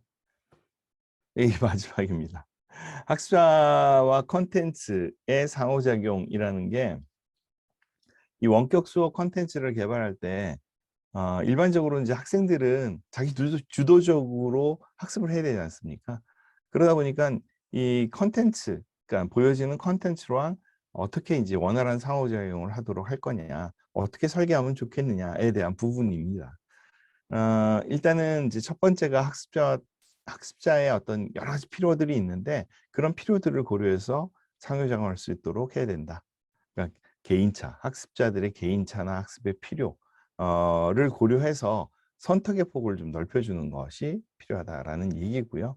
또 두 번째는 이제 효과적인 학습자 통제를 위한 상호작용이라는 게 있는데 이 어떤 그 결정 권한을 학습자에게 이제 부여한다라고 얘기를 하는 겁니다. 그러니까 학생들이 적절하게 스스로 어느 정도 여기까지 듣고 잠깐 쉬어야겠다라든지 그런 부분들이 물론 이제 20분의 수업이 있지만 그 수업을 자기가 언제 그만두고 계속할지에 대해서는 학생들이 이제 선택할 수 있도록 해주는 것을 얘기를 하는 거고요. 그 역동성 증진을 통한 상호작용이라는 것은 사실은 그 학생들이 원할 때 불필요한 정보들을 좀 차단하고 중지할 수 있는 그런 것을 이제 얘기를 하고 있습니다. 그리고 컨텐츠의 내용들, 사실 이 지금 그 고려대에서 제공하는 이 강좌가 이렇게 할 수 있는지 모르겠는데 잠깐 스탑 시켜놓고 어떤 그 뭐죠? 올라온 자료를 다시 한번 검토를 한다든지 그게 가능한지 모르겠는데 이제 그런 내용들에 대한 부분이다라고 말씀드릴 수 있고요. 네 번째는 원활한 의사소통을 통한 상호작용인데요. 학생들이 다양한 사례 그리고 충분한 연습 기회를 경험할 수 있도록 유도하는 것 그리고 적절한 피드백을 제공하도록 하는 것이 이 원활한 의사소통을 통한 상호작용이라고 말씀드릴 수 있겠습니다. 그리고 이제 효과적인 내용을 전달하기 위해서는 인터페이스, 사용자의 인터페이스를 일관성 있게 설계해서 기능적으로 좀 학생들이 단순하고 잘 숙달할 수 있도록 하는 그런 것이 필요하다라는 얘기이고요. 유용성을 높이는 상호작용이라는 것은 테크놀로지를 사용해서 이렇게 이 수업이 진행이 되니까요. 그래서 지속적인 어떤 동기부여라든지 유지 그리고 또 사용자에게 친근한 인터페이스 환경을 제공하는 것 이런 것을 잘 고려해서 학생들이 컨텐츠를 숙지할 수 있고 또 그러니까 컨텐츠와 상호작용하는 데 있어서 도움을 줄 수 있도록 이런 사항들을 고려해서 개발하도록 하는 것이 좋겠다라는 그런 제안들을 하고 있습니다. 자, 이렇게 뭐 전반적으로 간단하게 말씀을 드렸고요. 지금 올라와 있는 강좌 영상에서는 특별히 뭐 글쎄요, 그러니까 아까 몇 가지 잠깐 말씀드린 것 외에는 고칠 게 없다 이렇게 말씀드릴 수 있겠습니다. 자, 이렇게 제가 말씀드릴 것은 이제 끝났고요. 너무 수고 많으셨습니다. 저도 많이 배웠습니다. 좋은 강의 들려주셔서 고맙습니다. 네, 감사합니다. 네, 강의자 선생님들 앞으로 영상 강좌 만드실 때 조금은 도움이 되셨으면 좋겠습니다. 저희가 이걸 강좌를 다 제작하고 나면은 고평원 K무크에 2회를 올려야 되거든요. 뭐 아무래도 이런 학습자하고의 상호작용이나 그때는 이제 이런 부분들이 저희 굉장히 필요한 부분인 것 같아요. 그래서 이제 어떻게 하면 저희도 게시판을 활용을 또 해야 되고 학생들이 이제 어떻게 학생들이 이제 문의사항이 왔을 때 또 거기에 응답을 해줘야 되는 부분들이 있어서 좀 많이 도움이 되셨으면 좋겠습니다. 네, 저희 그러면 이제 중요한 이제 진행사항은 다 끝났습니다. 그래서 이제 선생님들께서 진짜 이 시간에서 이제 앞으로 본 강의를 촬영하시는데 있어서 궁금한 점이 있으시면 편안하게 물어봐 주시면 좋겠습니다. 여기에 저희를 위해서 미림의 오두원 본부장님께서 와주셨거든요. 그래서 오두원 본부장님께 허심탄회하게 뭐 부탁하고 싶은 것도 부탁하시고, 그 다음에 이제 뭐 궁금한 것도 물어봐 주시면 답변해 주실 수 있을 것 같습니다. 또 그리고 저희 이제 담당 이제 배송이 팀장도 여기 와 계시거든요. 그래서 이제 뭐 혹시 질문 있으실까요, 선생님들?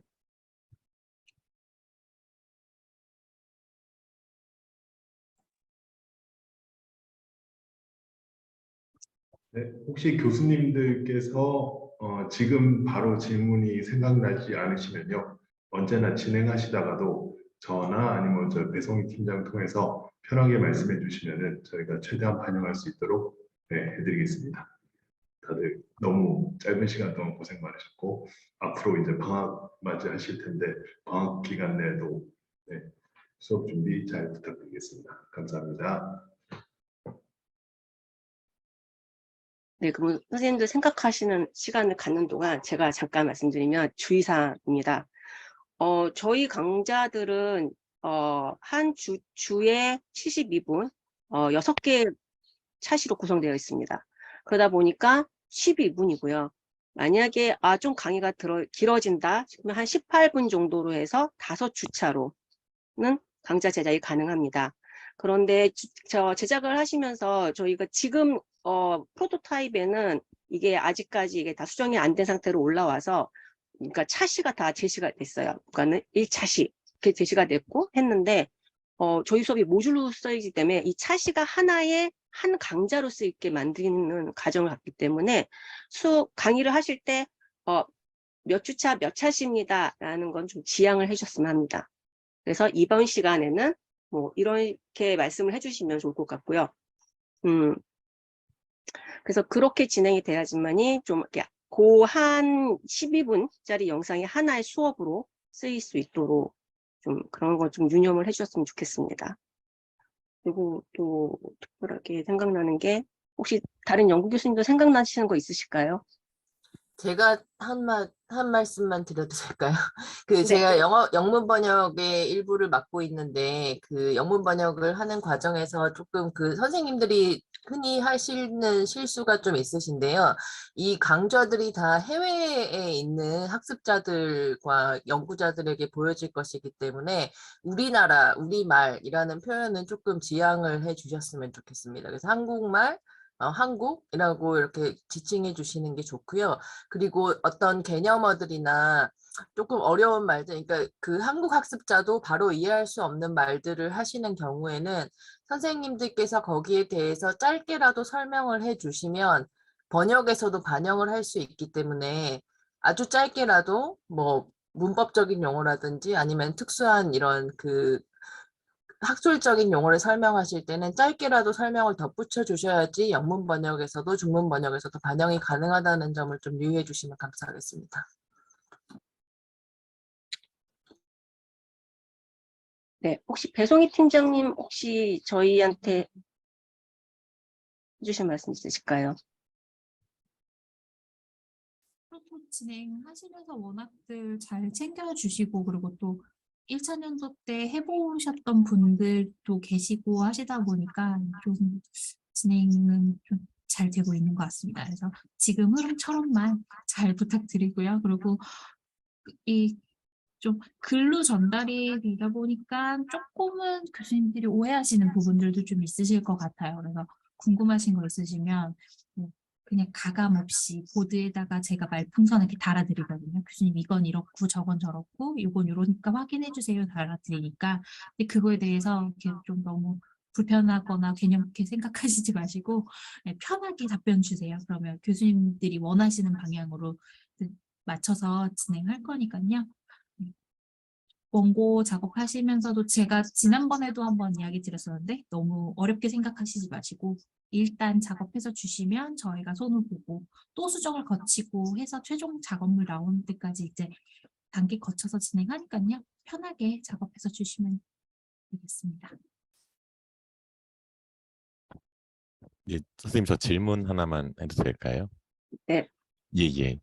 그 코로나 이후에 정말 동영상 강의를 여러 종류로 찍어봤는데 이번에 그 작업을 하면서 보니까 정말 고퀄리티로 하고 있다는 생각이 들고요. 그렇게 하기 위해서 뭐 소장님이야 여러 선생님들께서 정말 고생을 많이 하신다는 생각이 들었습니다.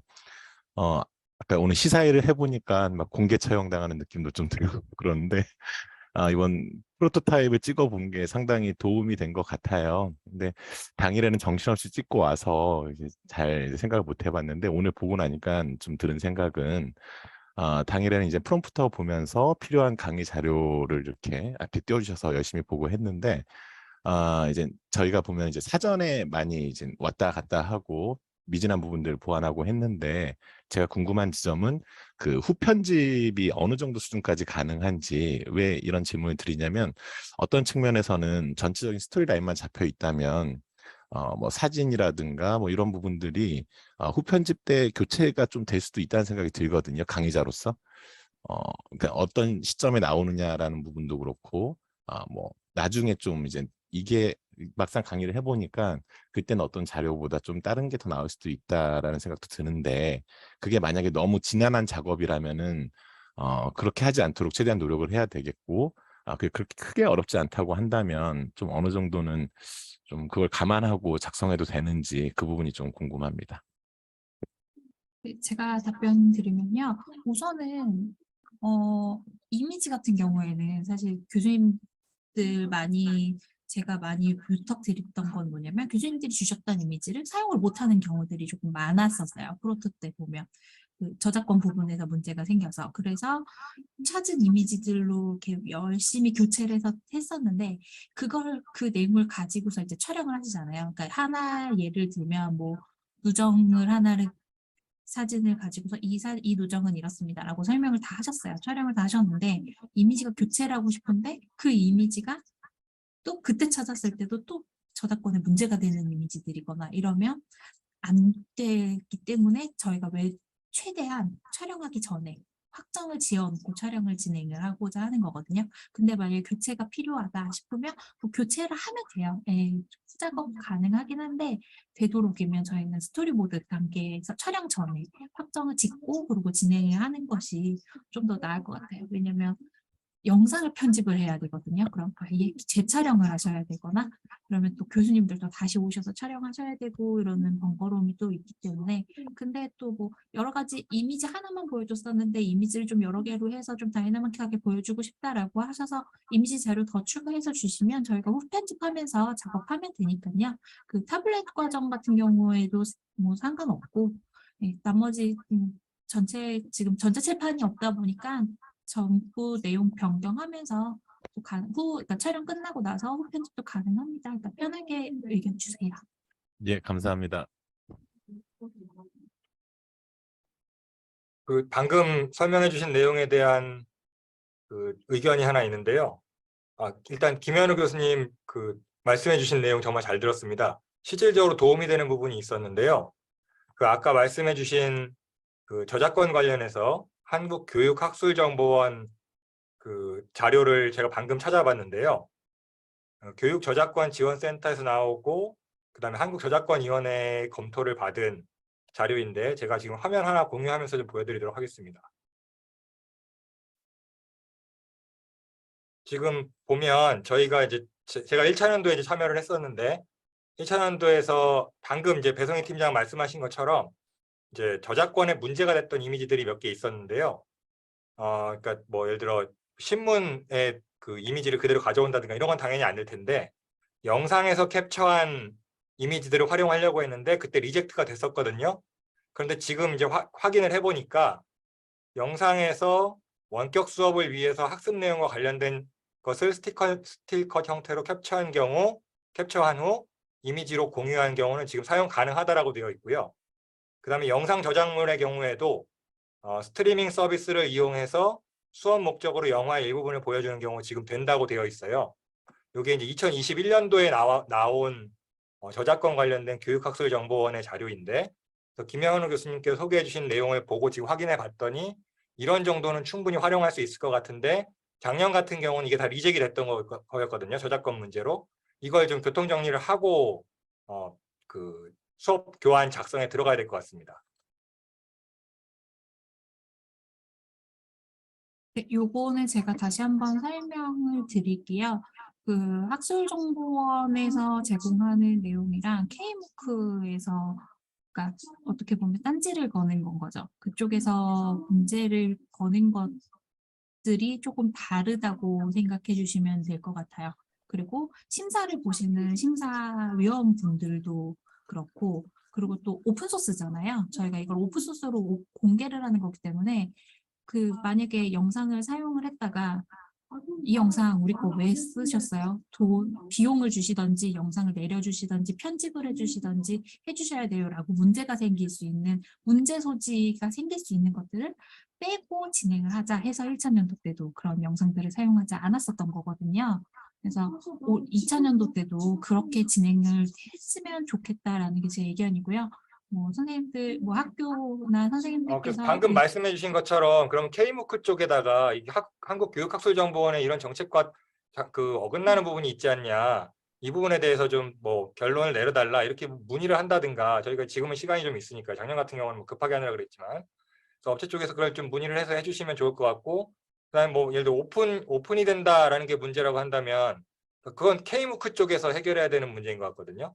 K무크 쪽에서 나름 통로로 들어갈 수 있는 거에 이렇게 어떤 로그인이라든가 이런 시스템을 한다든가 그런 쪽에서 뭔가 해결을 해주면 훨씬 더 다채롭게 수업 내용을 구성을 할 수가 있는데, 이런 부분들이 제한이 돼 있으니까 특히 방원 같은 경우는 다양한 동영상 자료나 또 학생들이 흥미를 유발할 수 있는 자료들이 많이 필요한데, 이런 것들을 지금 제한적으로만 사용하게 돼서 음성 자료나 이런 것만 사용하게 돼서 좀 아쉬운 면이 있어서 말씀을 드렸습니다.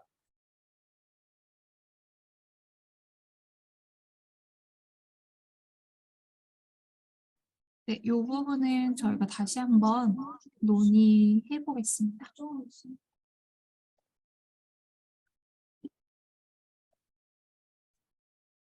네, 혹시 또 질문 있으실까요?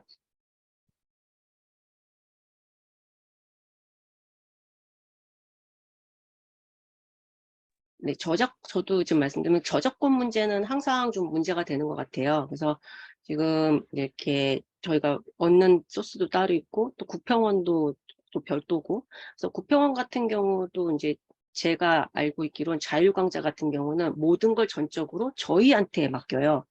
그래서 자율강좌이기 때문에 모든 책임을 너희가 져라 해요. 만약에 저작권에서 문제가 터지거나 뭐가 터지건 간에 우린 상관이 없다라는 자세로 나오거든요. 우리는 너희를 위해서 올려줄 뿐이다. 그러니까는 너희가 만들었으니 너희가 배포를 하고, 그 대신에 문제 생겼을 때는 알아서 해결하는 걸로 그렇게 되어 있어서 조금은 좀 조심스럽기도 하고, 또 어떻게 똑같은 것 같아요. 심사위원이 어떤 분이 걸리냐에 따라서도 이 품질 검수에서 저희가 수정으로 될 수도 있고 아니면 아예 안 될 수도 있고, 이런 부분이 있어서 어떻게 될지 몰라서 좀 최소한 대로 이제 그런 걸 방어적인 자세, 좀 사실 저작권을 좀 낮추고 있는 거는 사실입니다. 그래서 어떤 게 맞는 건지, 그러니까 정말 양질의 저희가 자료를 만들기 위해서는 좋은 이제 쓸 수 있는 소스들을 최대한 갖다가 쓰면은 정말 좋겠지만, 나중에 문제가 어디서 터질지 모르기 때문에 그런 좀 저하고 배 팀장은 좀 그런 부분에서 고민을 하고 있거든요.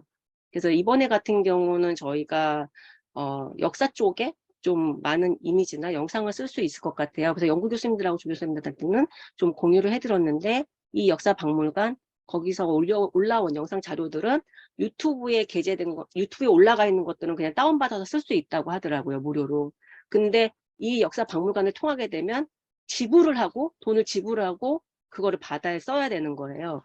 그래서 그런 문제들이 있는데 교환을 빨리 주시면 맞춰서 저희가 열심히 찾아보고 최대한 대로 방법을 찾아서 하실 수 있도록 저희 실무진들이 더 열심히 뛰겠습니다. 그렇게밖에 말씀을 못 드릴 것 같아요.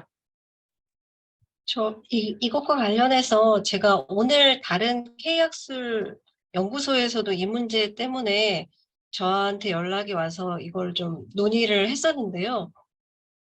지금 저희가 제작하는 강좌가 K무크에 올라가기 때문에 저작권 제약이 너무 많아지게 된다는 것이 지금 현재 상황입니다. 그러니까 왜냐하면 저희가 교육기관이기 때문에 저희가 자체적으로 제작해서 고려대 학생들이나 다른 대학생들에게 이 강좌를 만약에 제공을 한다 그러면 교육기관에서 수업 목적 저작물로 이용하기 때문에 영상이라든지 아까 그런 저작권에 다 좀 프리하게 사용이 가능한데 K무크에서 해석하기로는 K무크는 대학생들뿐만이 아니라 일반인도 이용 가능한 그런 교육 서비스이기 때문에 저작권법상 수업 목적에 해당하지 않는다는 게 지금 K무크의 설명이라고 합니다. 제가 그 부분을 찾아서 지금 판례집을 좀 공유를 해드렸는데요.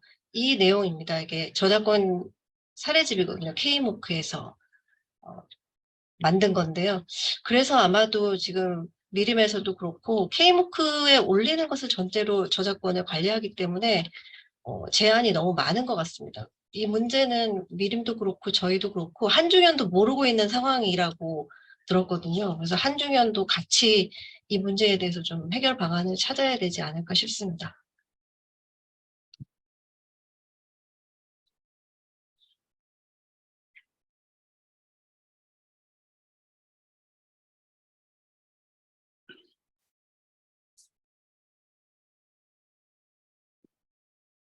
질문 혹시 또 있으실까요?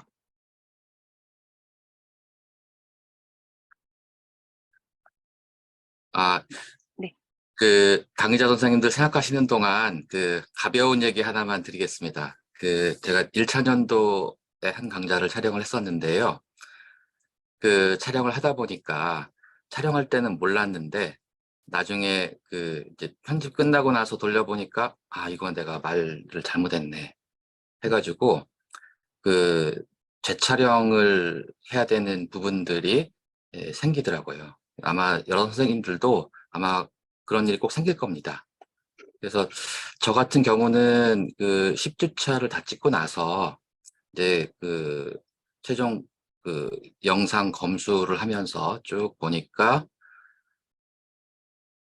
부분적으로 이거는 녹화를 다시 해야 되겠다 싶은 데가 한 10군데 좀 넘었던 것 같아요. 한 군데가 이제 짧으면 한 10초짜리도 있고 한 1분짜리도 있고 해가지고 그것들만 한꺼번에 다 모아가지고 하루 날 잡아서 재촬영을 한 적이 있었습니다.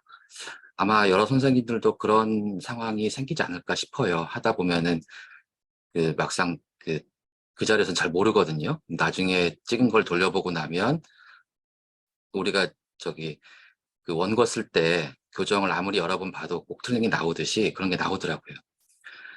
그럴 때 이제 문제가 될 수 있는 게 저 같은 경우에는 촬영할 때 복장을 한 번도 안 바꿨습니다. 그래서 계속 같은 복장으로 10주차를 다 찍었는데 그러기를 잘했다 이런 생각이 들었어요. 왜냐하면 1주차 찍을 때 예컨대 이렇게 하얀 옷 입었다가 2주차 찍을 때 검은색 옷을 만약에 입는데 1주차에서 한 1분 분량 재촬영할 게 나오고 2주차에서 한 1분 분량 재촬영할 게 나온다. 그러면은 재촬영할 때 옷을 2벌을 가지고 가야 되지 않습니까? 그러니까 그런 점을 감안해서 가능하면 촬영 의상은 그냥 하나로 쭉 가든지 하는 것이 나중에 이제 부분적으로 재촬영을 할 때 어려움이 적지 않겠나 하는 그런 생각이 들었습니다. 참고로 말씀드렸습니다. 네, 영상에 대해서 말씀해 주셨는데요. 저도 아까 제가 말씀드린 선생님들 좀 혹하실 것 같아서 이 프로토타입을 유튜브에 올린다고 제가 말씀을 드렸는데 아마 기억 안 나시면 다행이고요. 근데 제가 말을 실수했구나.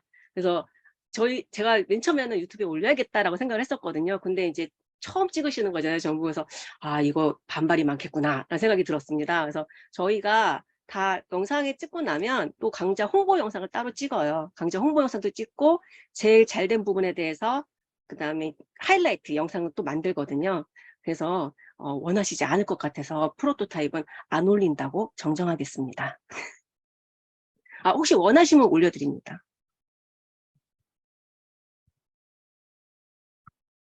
네, 혹시 또 질문 있으실까요?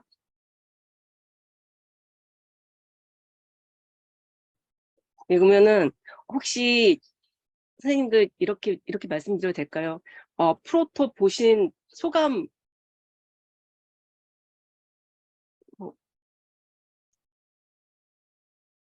없으신가요? 1차년도 찍으신 이영재 선생님 어떻게 보셨나요? 네, 뭐 훨씬 고퀄리티의 또 훨씬 잘 계획된 수업 내용인 것 같습니다. 네. 네, 선생님, 저 말씀드리고 싶은데요. 네, 저는 태블릿으로 촬영을 했었는데, 제가 이렇게 선 같은 거를 그때 촬영을 하면서 사용했을 때도, 이게 과연 어떻게 나올까 굉장히 고민이 됐었어요. 근데 아까 특강 통해서도 그 해결 방법을 좀 찾을 수 있어서, 다음번에는 좀 그런 선도 굉장히 중요한 부분에 쓰고, 아니면 이렇게 포인터를 사용해야 되나? 그런 부분에 대해서 고민할 수 있어서 너무나 좋았고요. 그리고 의외로 저보다도 저희 연구 교수님께서 굉장히 많은 일을 하셔야 되더라고요. 그래서 지금 이렇게 운영해 주시는 연구 교수님들께 좀 감사하다는 말씀을 드리고 싶었습니다. 네, 정말 중요한 포인트입니다. 감사합니다. 저희 연구 교수님들 진짜 일 많이 하고 계십니다. 네. 그래서 더 혹시 있으실까요? 해보시고 난 소감이 어떠신지. 저는 개인적으로 강좌를 제작하면 지난번에는 딱 3강좌만 프로토타입을 찍었었고요. 이번에 이제 선생님들 10개 강좌를 다 찍어보면서 10개 좀 시간이 걸리고 그러니까 선생님들도 힘드셨고 여기 연구 교수님들도 다 힘들고 조교수님들 다 힘들었지만 잘 찍었다라는 생각이 들었습니다. 그래서 아마 찍어보신 선생님들께서는 앞으로 이제 정말 강좌는 어떻게 찍어야겠다는 좀 생각도 드실 거고, 본인의 강좌를 찍어봤기 때문에 이제 프로토타입 이제 12분짜리 전체를 받아보시면 옆에 나오는 나의 그 자료들이 어떤지를 보시기 때문에 얼마만큼 줄여야겠다? 아니면 요 정도까지는 가능하겠구나. 라는 그런 생각도 더 이제 가늠하시기가 더 쉬울 것 같아요. 그래서 강좌가 다 다르기 때문에 이런 부분들에 대해서도 제가 생각했을 때 참 이번에는 선택이 참 잘 됐다라는 생각이 들었습니다. 저희가 이번에 인트로도 연구 교수님들이 정말 고생 많이 하셨거든요. 저희 뭐 배송희 팀장이나 오던 본부장님 고생도 많이 하셨어요. 저희가 하도 빠꾸를 많이 나가지고 퇴짜를 많이 나서 인트로를 엄청 많이 고쳐가지고 했는데 정말 고생 많이 했는데 이쁘게 나온 것 같습니다. 그래서 어디에 내놔도 뒤지지 않을 만큼 저도 K무크를 계속 보고 있는데 저희께 최고인 것 같습니다. 네, 그래서 혹시 또 있으실까요? 오늘 정말 참석해 주셔서 정말 그러면 마무리를 해도 될까요? 선생님들. 네. 오늘 참석 진짜 감사드립니다. 그리고 또 좋은 저희한테 컨설팅을 해주신 김영은 교수님께 정말 감사드립니다. 그래서 앞으로 선생님들 촬영하시는 것 중에 어려우시거나 불편하신 점, 그다음에 더 선이 더 필요하시다라고 생각되시는 부분이 있으면 언제든지 저희한테 연락을 주시면 저희가 빠르게 도와드릴 수 있도록 노력하겠습니다. 네. 소장님 마지막 인사 해주시면 끝나겠습니다. 예. 학기 말이고 여러 가지로 분주할 시기인데 이렇게 참석을 해주신 모든 분들께 감사를 드리고요. 오늘 시사회 영상 선생님들 촬영하신 것 부분이지만 보니까 나도 저거 보면서 공부 좀 해야 되겠다, 이렇게 보고 싶다 하는 생각이 저절로 드는 부분이 참 많았습니다. 아마 우리가 만든 강좌 내용이 이제 얼마나 알찬가 하는 거는 이제 나중에 이 강좌를 볼 학습자들에게 잘 전달이 될 것 같고요. 이렇게 좋은 알찬 내용을 가지고 강좌를 만들어 주시는 강의자 선생님, 그리고 강의자 선생님을 도와서 이렇게 제작해 주시는 여러 실무자 여러분들 모두에게 정말로 진심으로 감사의 말씀을 드립니다. 연말 잘 마무리하시고, 근데 우리 아까 앞부분에 김은진 선생님께서 일정 말씀을 하셨는데, 전에도 제가 잠깐 그런 말씀 드린 적이 있습니다만, 저희가 1차년도 진행을 할 때에는 작년에 이 강좌 제작 일정이 좀 우리 예상보다 좀 늦어져 가지고 좀 애를 좀 많이 먹었습니다. 근데 돌이켜서 생각을 해보면 이 강의자 선생님들이 이 강의 원고 쓰는 것이 늦어져서 아까 제작 일정 프로세스 설명할 때도 보여드렸습니다만, 일단은 강의안 원고가 나와야 그 다음에 뭐 스토리보드도 만들고 이제 촬영 들어가고 번역 들어가고 강의안이 나온 이후에 여러 과정들이 있는데, 강의안이 늦어지면 그 과정 전체가 늦어지기 때문에 그런 점을 좀 감안을 해주시고, 강의자 선생님들께서 여러 가지로 바쁘신 거 잘 알고 있습니다. 그래서 이렇게 말 꺼내기가 쉽지 않은 부분인 점을 저도 잘 알고 있는데요. 그럼에도 불구하고 이렇게 간곡하게 선생님들께 요청을 드리겠습니다. 그러니까 여러 가지 일정을 고려를 하면은 이번 겨울방학 기간, 그러니까 내년 2월 말이 되기 전에 이제 본 촬영을 이제 마감을 해야 그 뒤에 후속 작업이 최소한 한 2~3달 걸리기 때문에 전체 일정에 큰 무리가 없게 됩니다. 그 점을 감안하셔서 좀 힘드시더라도 좀 힘을 내주셨으면 다시 한번 간곡하게 말씀을 드리겠습니다. 네, 감사합니다. 그러면 늦은 시간 아니구나. 네, 참석해 주셔서 진짜 감사드립니다. 네, 본 촬영 힘을 주시고 그러면 이만 시사를 마치도록 하겠습니다. 네, 참석해 주셔서 감사합니다. 네, 고맙습니다. 고생하셨습니다.